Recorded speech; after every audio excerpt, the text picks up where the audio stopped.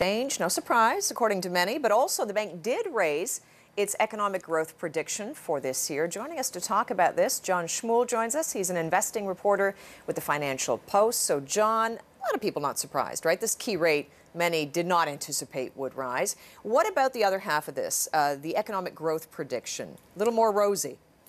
It is in a way, but there's a bit of vagary going on here because they vagary. Okay. Unsurprising. Basically, we had an increase in the 2012 growth rate, but we had the same amount of decrease in the 2013 growth rate. So it's a pretty cautious approach and unsurprising given what's happening in the global environment right now. So what's the goal? I mean, does the bank want to appear to be a little more rosy for some reason? It depends on who you ask. Yeah. The bank does want to be cautious, understandably.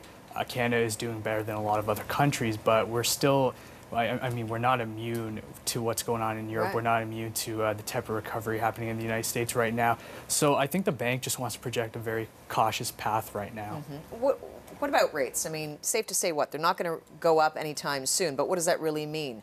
Rates will stay the same for what, a year, 2 years? I mean, what are most people anticipating? Most economists right now are predicting that rates are going to stay the same for most of 2012. They're not going to go anywhere.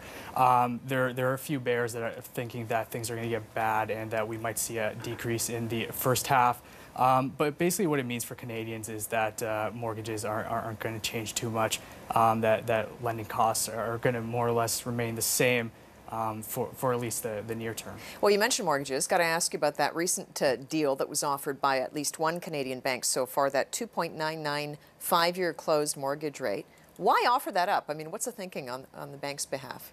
There's been a lot of warnings that you know, Canada's mortgage market, housing market's it's a little too hot. Yeah. There's been you know, a bit of caution in regards to consumers.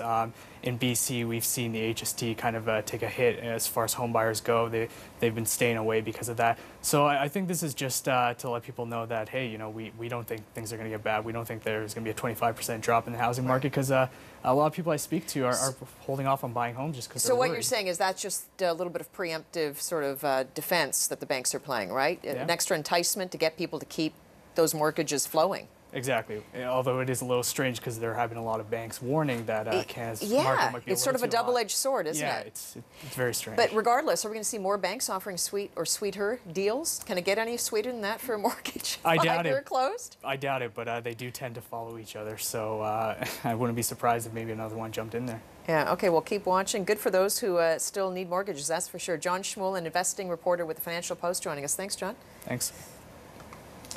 Well, you may not believe this because most Canadians don't use the word snow and Vancouver in the same sentence, but people who live there are being told